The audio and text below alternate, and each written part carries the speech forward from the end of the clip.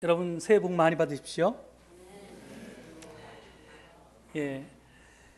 먼저 2017년 새해를 맞아서 만복의 근원이신 하나님께서 주시는 풍성한 복이 교우 여러분들과 또 여러분의 가정 위에 충만히 임하기를 축원드립니다. 오늘 2017년 새해가 밝았습니다. 새해가 되면 좋은 것도 많이 있지만 더러 나쁜 것도 있습니다. 그 중에 하나가 나이 한 살을 더 먹는 것입니다. 하지만 누구도 나이 먹는 것을 거역할 수는 없습니다. 시계가 멈춘다고 해도 시간은 계속 흘러갈 것이기 때문입니다. 그런데 나이 먹는 것과 늙는 것이 같은 것이 아니라는 것을 우리가 기억할 필요가 있습니다. 사람의 육체는 영혼이나 정신과 밀접히 관련되어 있습니다. 그래서 영혼이나 정신이 늙었으면 비록 나이는 젊어도 노인일 수 있고요, 반대로 영혼이나 정신이 젊었으면 나이가 많아도 청년일 수도 있습니다. 그래서 젊은 노인도 있고 늙은 청년도 있는 것입니다. 사람은 희망하는 만큼 젊어지고 절망하는 만큼 늙는다고 합니다. 사랑하는 만큼 젊어지고 미워하는 만큼 늙는다고도 하고요, 자신하는 만큼 젊어지고 두려워하는 만큼 늙기도 합니다. 믿는 만큼 젊어지고 의심하는 만큼 늙습니다. 따라서 우리는 비록 나이는 한 살 더 먹었을지라도 한 살 더 젊게 살 수도 있습니다. 그것은 누구처럼 얼굴을 성형하고 또 운동으로 몸매를 가꾸고 또 화사한 옷을 차려입어서 가능한 것이 아닙니다. 꿈과 목표를 잃지 않을 때 가능한 것입니다. 저는 우리 모두가 올 2017년 한 해 동안 나이에 상관없이 모두 젊게 살 수 있기를 바랍니다. 사도 바울의 말씀처럼 우리의 겉사람은 낡아가나 우리의 속사람은 날로 새로워지기를 희망합니다. 2017년 새해가 밝았는데 우리나라가 처한 상황은 그리 희망적이지는 않습니다. 특히 먹고 사는 문제와 직결된 경제 전망은 우울을 넘어서 암울하기까지 합니다. 국책연구소인 한국개발연구원 KDI라고 하죠.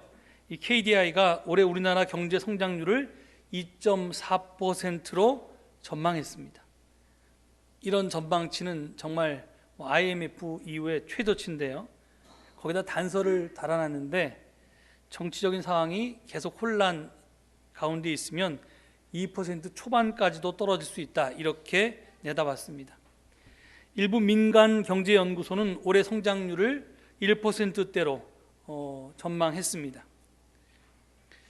실업 증가, 가계소득 감소, 소비지출 둔화, 대외 경쟁력 약화, 금리 인상, 물가 상승, 청년 고용 감소 등등 올해를 전망하는 단어들은 하나같이 비관적이고 암울합니다. 쉽게 말해서 우리네 살림살이가 작년에도 매우 힘들었지만 올해는 더 힘들어질 것이라는 것입니다. 사람들의 지갑은 더 얇아질 것이고 각 가정은 지금보다 허리띠를 더 졸라매야 할 것이란 뜻입니다. 상황이 이러하기에 2017년 새해를 맞이하는 우리의 마음이 참으로 무겁습니다. 이런 우리에게 오늘 주어진 하나님의 말씀은 요한복음 1장 1절로 14절입니다. 사실 이 본문은 성탄절인 지난 주일의 본문이기도 했습니다. 지난 주일에 저는 이 본문을 가지고 성육신과 임마누엘의 초점을 맞춰서 설교를 했습니다. 기억하실지 모르겠는데요, 짧은 설교니까 오늘 여러분 아마 주보 사이에도 그 설교문이 끼워져 있을 겁니다. 오늘은 같은 본문으로 예수 그리스도가 우리의 참 생명의 빛이다라는 것에 초점을 맞춰서 설교하고자 합니다. 사실 한국교회가 신년주일로 지키고 있는 오늘은 교회 전례 달력으로는 성탄절 둘째 주일이라고 불립니다. 그러니까 우리는 지금 성탄절기에 있는 것입니다. 그런데 성탄은 어둠 속을 밝게 비추는 빛에 관한 이야기입니다. 구약의 예언자 이사야는 지금부터 약 2500년 전에 어둠 속을 헤매는 백성이 큰 빛을 볼 것이라고, 그리고 캄캄한 땅에 사는 사람들에게 빛이 비춰올 것이라고 약속한 바가 있습니다. 이 옛 약속은 예수 그리스도의 탄생으로 비로소 실현되었습니다. 그래서 오늘의 복음 말씀은 9절에 보면 참 빛이 세상에 와서 모든 사람을 비추고 있다라고 증언하고 있는 것입니다. 그렇기에 상황은 비록 암울할지라도 우리는 희망할 수 있습니다. 우리에게 예수 그리스도라는 참 생명의 빛이 다시 오셨기 때문에 그렇습니다. 더구나 본문 5절은 이렇게 증언합니다. 그 빛이 어둠 속에서 비치니 어둠이 그 빛을 이기지 못하였다. 같은 구절을 공동번역은 그 빛이 어둠 속에서 비치고 있다. 그러나 어둠이 빛을 이겨본 적이 없다. 이렇게 번역했습니다. 어둠이 빛을 이겨본 적이 없다. 그렇습니다. 어둠은 빛을 이겨본 적이 없습니다. 어둠은 결코 빛을 이기지 못합니다. 이것은 만고불변의 진리입니다. 그러니 우리는 절망할 필요가 없습니다. 어둠의 세력이 아무리 강할지라도 빛 앞에서는 무력하기 때문입니다. 어둠이 짙을수록 새벽이 더 가깝기 때문입니다. 이제 머지않아 찬란한 태양이 뜨면 어둠은 순식간에 사라지고 말 것이기 때문입니다. 그런데 저는 잠시 여기서 여러분들과 함께 도대체 어둠이란 무엇인가에 대해서 생각해 보고자 합니다. 우리는 살면서 빛도 경험하고 어둠도 경험합니다. 그렇기 때문에 빛도 있고 어둠도 있다고 생각합니다. 그런데 사실은 그게 아닙니다. 빛은 분명히 존재하지만 어둠은 원래부터 있는 것이 아니었습니다. 없는 것입니다. 그러니까 빛은 존재하지만 어둠은 본래 존재하지 않는 것이라는 뜻입니다. 이게 도대체 무슨 말이냐? 어둠이 없다니. 사실은 어둠이 뭐냐면 빛이 어떤 이유로든 간에 차단될 때 우리는 그것을 어둠이라고 부를 뿐입니다. 따라서 우리가 경험하는 것은 어둠의 존재가 아니라 사실은 빛의 부재입니다. 즉 우리는 빛의 존재가 아니면 빛의 부재를 경험할 수 있을 뿐입니다. 어둠을 경험할 수는 없습니다. 있지도 않은 것을 무슨 수로 경험할 수 있겠습니까? 있는 것은 오직 빛이고 어둠이 존재하지 않는다는 사실을 우리는 간단한 생각 실험을 통해서 금방 확인할 수 있습니다. 여러분, 이 예배당이 사방으로 밀폐된 방이라고, 빛이 전혀 들어오지 않는 깜깜한 이런 방이라고 상상해 보십시오. 밖은 밝은 대낮이지만 방 안은 캄캄한 어둠뿐일 것입니다. 이제 그 한쪽 벽에 조그만 구멍을 한번 내본다고 생각해 보십시오. 그러면 어떻게 될까요? 그 구멍이 굵기의 빛이 이렇게 빛기둥이 쭉 들어와서 이 어둠을 밝힐 것입니다. 어둠 속을 관통하죠, 빛기둥이. 이렇듯 빛이 아무런 방해도 받지 않고 어둠을 뚫을 수 있는 것은 어둠이 빛을 막을 수 없기 때문이 아닙니다. 빛을 막을 어둠이 그곳에 애초부터 존재하지 않았기 때문입니다. 여러분 한번 거꾸로 생각해 보십시오. 지금 구멍 굵기의 어둠 기둥이 빛을 뚫고 새까맣게 나오는 광경을 상상할 수 있습니까? 그럴 수는 없습니다.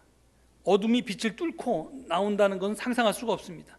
어떻게? 이게 왜 가능하지 않냐 하면 원래 어둠이라는 것은 없기 때문에 그렇습니다. 없는 물건이 어떻게 있는 물건을 관통할 수가 있겠습니까? 그렇습니다. 어둠이라고 하는 것은 원래 없는 것입니다. 있는 것은 오직 빛이고 우리는 빛의 존재와 빛의 부재를 경험할 수 있을 뿐입니다.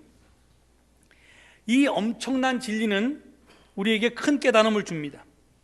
그것은 지금 우리가 경험하는 어둠의 현실은 어둠이 이 세상을 지배하고 있기 때문이 아니라 실상은 이 세상에 빛이 부재하기 때문이라는 것입니다. 이를 우리네 정치 현실과 연관시켜 이야기하면요, 박근혜, 최순실, 김기춘, 우병우 이 등의 국정농단 세력들을 우리가 단순히 어둠의 세력이라고 치부하면 우리의 문제를 근본적으로 해결할 수 없다는 것을 뜻합니다. 이게 존재하는 거라고 생각하면요, 이 어둠의 세력을 몰아내면 이게 새 세상이 올 것 같지만 사실은 다른 세력이 거기 대체될 수밖에 없습니다. 이게 이런 게 존재한 게 아니라 사실은 뭐가 문제냐면 빛이 존재하지 않았기 때문에 그런 것들이 드러났다는 거 생각하는 겁니다. 국민 주권이 바로 서지 못한, 빛이 부재하거나 또는 부족했기 때문에, 그렇기 때문에 나타난 현실로 우리가 받아들여야 합니다.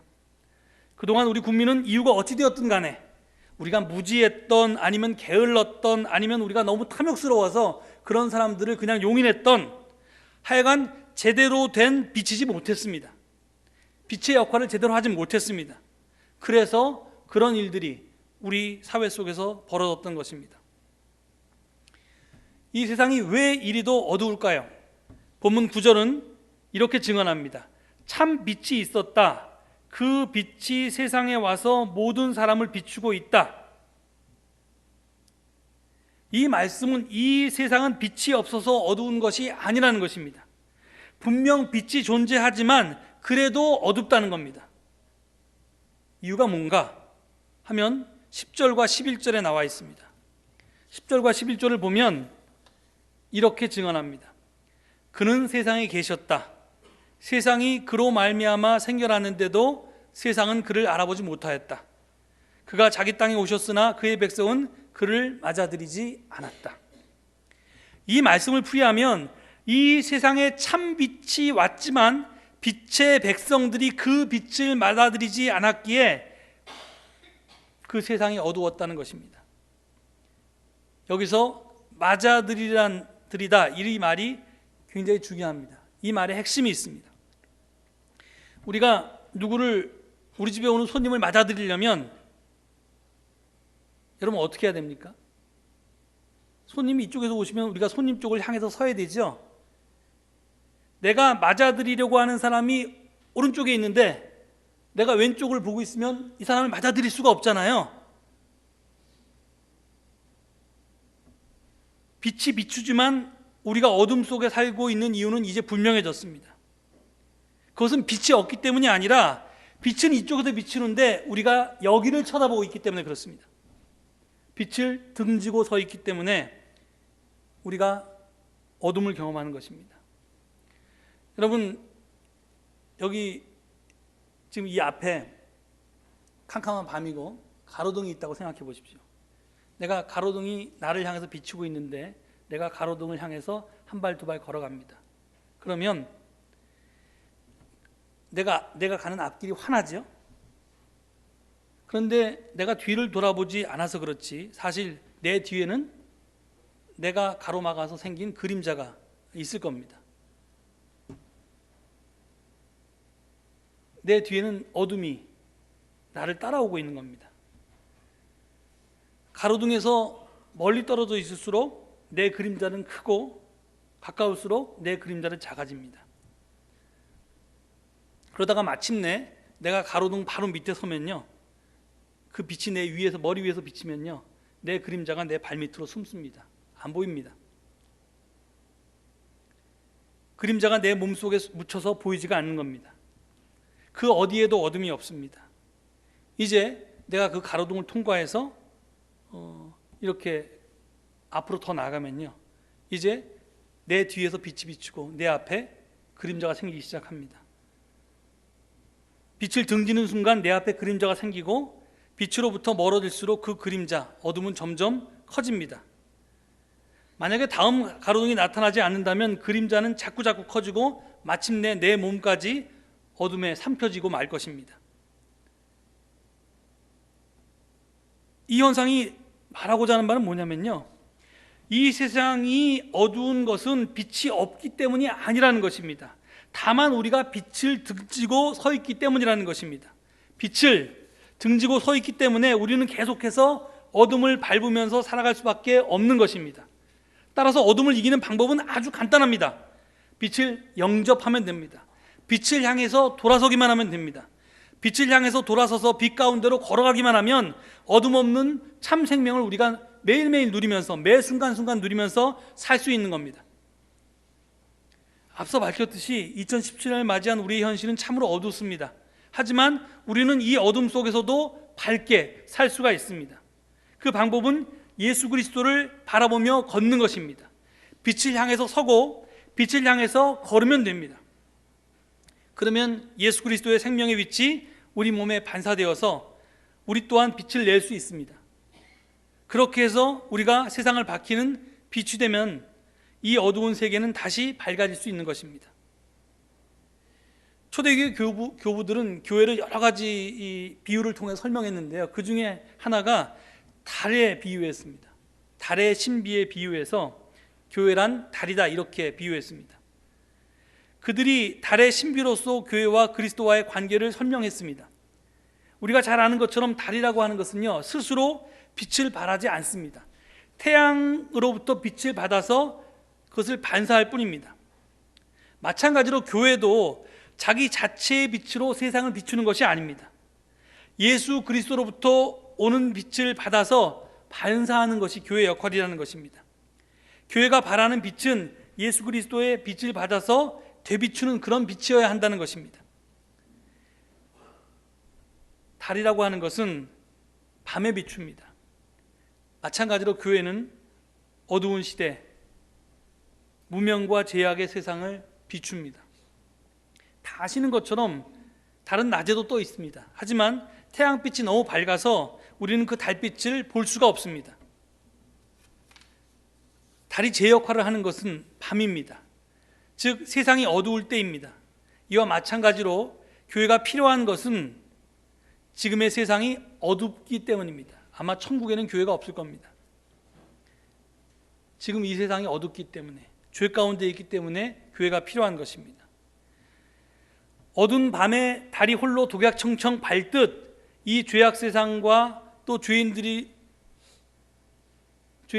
그렇게 일정한 거리를 두고 교회가 홀로 스스로 거룩한 유형을 자랑해야 한다는 이런 뜻이 아닙니다. 오히려 교회라고 하는 것은요, 죄를 향해서 자기 스스로를 열어야 하고 결국에는 소금처럼 죄인들 안에서 녹아들어가서 자신은 물론이고 세상의 죄를 녹게 해서 이를 통해서 세상을 변화시켜야 한다는 것을 뜻합니다. 지난주에 하나님께서 죄 많은 인간들에게 녹아들어와서 스스로 죄 많은 인간의 몸을 입으셨던 성탄절 사건처럼 우리 교회도 이 죄 많은 세상 가운데 들어가서 소금이 썩지 않게 하기 위해서 스스로를 녹이듯이 우리도 세상 가운데서 스스로를 없애면서 녹아들어가면서 이 세상을 밝게 하기도 하고 썩지 않게 하기도 해야 된다는 겁니다. 수년 전에 이 국악 찬송 중에 누가 저한테 국악 찬송 CD를 선물해서 제가 그 CD를 듣다가 눈물을 흘린 적이 있습니다. 그 이유는 그 국악 찬송 CD의 타이틀곡이 맨 처음 열매를 드립니다 라는 찬송가였는데요, 그 2절 가사가 저의 마음을 때렸습니다. 가사 내용이 이랬습니다. 풍성한 결실을 주실 때 넉넉히 나누어 가집시다. 적은 결실 주실 때 더 많이 나눕시다. 하나님께서 우리에게 풍성한 결실을 주시면 당연히 그 결실을 하나님의 은혜로 받은 거니까 이웃과 나눠야 되는데요, 넉넉히 나눠야 되는데, 그런데 만약에 우리가 흉년이 들어서 뭐가 좀 잘 안 돼서 적은 결실을 주실 때도 있는데 그때 더 많이 나누자는 겁니다. 제가 이 가사에 정말 눈물이 핑 돌았습니다. 아, 이 힘든 시절을 살아갈 방법이 바로 이거구나 하고 깨달았습니다. 여러분, 해마다 연말연시면 불우이웃 돕기 성금을 모금하는 사랑의 온도계 사업이 펼쳐지는 것을 잘 아실 것입니다. 오늘도 제가 교회 오면서 광화문 그 사랑의 온도계를 보니까 70%가 넘었더라고요. 70도가 넘었더라고요. 1월 말까지 하게 되기 때문에 이제 아마도 올해도 목표를 달성할 수 있을 것 같습니다. 근데 놀라운 건요, 매년 이런 현상이 반복되는데 불경기 때마다 참으로 훈훈한 소식이 들려온다는 것입니다. 경제가 어려워져서 각 기업과 각 기관마다 기부가 줄어들어서 올해는 사랑의 온도계 100도씨를 달성할 수 없겠구나 이렇게 고민이었을 때마다 불우이웃 돕기 성금은 언제나 목표를 초과로 달성했습니다. 그 이유는 뭐냐면 거액 기부자가 줄어들면 소액 기부자가 엄청나게 많이 늘었기 때문이랍니다. 경기가 좋을 때는 부자들이 내가 이거 기부하면 받는 것보다 주는 게 더 좋으니까 기쁜 마음으로 기부도 하고 또 세금도 감면받고 하니까 이렇게 많은 돈을 기부하는데, 근데 불경기 때에는 그나마도 이렇게 잘 안 되는데, 근데 소액 기부자들이 무슨 마음을 가지고 기부하냐면 내가 이렇게 살기가 힘든데 나보다 없이 사는 사람들은 이 추운 겨울 어떻게 버틸까 생각하면서 홍한 쪽도 나눈다는 겁니다. 이렇게 생각한 서민들이 앞다투어 기부를 하기 때문에 소액 기부자가 엄청 늘어나서 불경기일수록 사랑의 온도계가 100도를 넘는다는 겁니다. 어제까지 10차나 이어진 촛불 집회도 보면요, 날씨가 추워지면 행여나 참가 인원이 줄어들어서 촛불이 시들해졌다고 오해할까 봐 나라도 나가야겠다 해서 더 많은 사람들이 참석합니다. 그것과 똑같은 이치입니다. 그렇습니다. 역사를 보면요, 돈 많은 사람들, 힘 가진 사람들은 경제 위기도 불러오고요, 전쟁도 일으키고요, 이 세상을 어두움으로 몰고 갔습니다. 하지만 돈 없고 힘 없는 보통 사람들은 그 어두운 세상을 밝히는 촛불을 언제나 들었습니다. 눈이 내리면 흰 눈은 산 아래가 아니라 산 위에 먼저 내립니다. 하지만 봄은 산 위가 아니라 저 아래 들녘에서부터 먼저 찾아옵니다. 이렇듯 얼어붙는 것은 높은 것이 먼저지만 희망은 낮은 곳이 먼저입니다. 따라서 돈 없고 힘없는 낮은 사람들이 사랑의 촛불을 들었기에 우리는 희망할 수 있는 것입니다. 비록 아직 세상은 어둡지만 그 어둠 속에 빛이 비추고 있기 때문입니다. 오늘 성경 말씀처럼 어둠은 결코 그 빛을 이기지 못합니다. 올해 저도 그리고 여러분도 이런 생명과 사랑의 촛불을 들었으면 좋겠습니다. 정의와 평화의 촛불을 들 수 있으면 좋겠습니다. 우리는 작은 촛불이 모여서 큰 횃불이 되는 것을 보았습니다. 그리고 그 횃불이 모여서 마침내 들불이 되어서 이 어두운 세상을 깡그리 불살라 버리는 것을 목격했습니다. 비록 시작은 미약하지만 끝은 창대하리라는 성경 말씀처럼 촛불은 횃불이 되고 마침내 들불이 되었습니다. 2017년 우리의 시작은 암울할지 몰라도 1천만 촛불들이 있기에 이 어두운 세상은 예수 그리스도의 생명의 빛으로 다시 가득하게 될 줄로 믿습니다. 2017년은 비록 절망의 소식으로 시작되었지만 그 마지막은 기쁨과 감사가 넘쳐나게 되리라 믿고 우리 각자 삶의 자리에서 하나님의 일꾼으로 열심히 사는 한 해가 되기를 빕니다. 새해 복 많이 받으시고요, 그리고 받은 복 많이 나누면서 하시는 2017년 되기를 간절히 축원드립니다. 기도하시겠습니다. 하나님,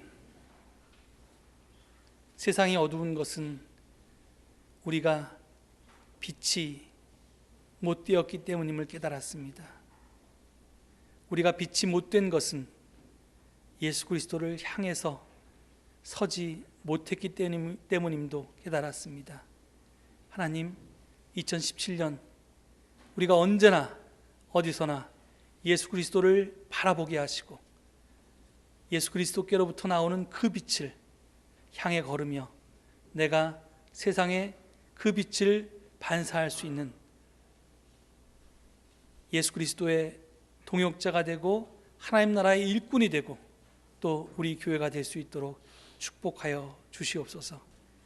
이 어두운 세상에 그런 사람이 많아질 때 우리가 어둠을 이길 수 있음을 믿습니다. 하나님, 이 일을 위해서 우리를 부르셨사오니 기꺼이 이 일을 감당하게 하시고 그 속에서 늘 감사하게 하옵소서. 감사드리며 예수 그리스도 이름 받들어 기도 올립니다. 아멘.